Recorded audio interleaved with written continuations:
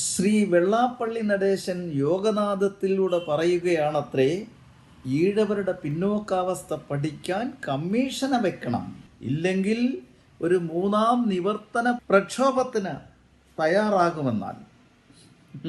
ഈഴവ സമുദായം ഇന്ന് വളരെ ഉയർച്ചയിലാണ്. നായർ, ക്രിസ്ത്യൻ, മുസ്ലിം സമുദായങ്ങളെയൊക്കെ കടത്തിവെട്ടുന്ന തരത്തിലൊക്കെ അവർ വളർന്നു കഴിഞ്ഞു.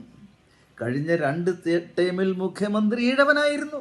പിന്നെ കയ്യിലിരിപ്പ് കൊണ്ടത് പോയതാ, അല്ലെങ്കിൽ 3ാം തവണയും മുഖ്യമന്ത്രി ആയേനെ. പിന്നെ ഈഴവരെ വളരെയേറെ ഉന്നമനത്തിലേക്ക് കൊണ്ടുവന്നൊരു മഹാപ്രസ്ഥാനമാണ് SNDP യോഗം.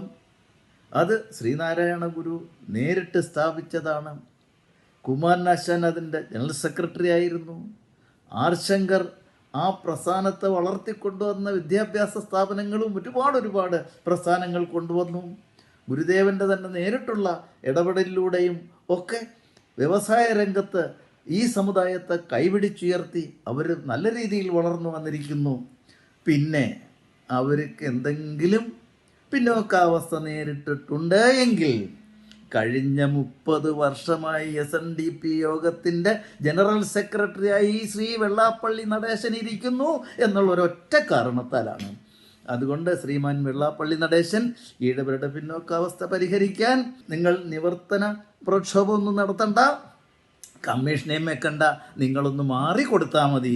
കൊള്ളാവുന്ന ആണുങ്ങൾ, അന്തസ്സുള്ള, ദേശസ്നേഹമുള്ള, ഈഴവരോട് പ്രതിബദ്ധതയുള്ള ഒരാൾ ആ സ്ഥാനത്ത് വന്നാൽ മതി.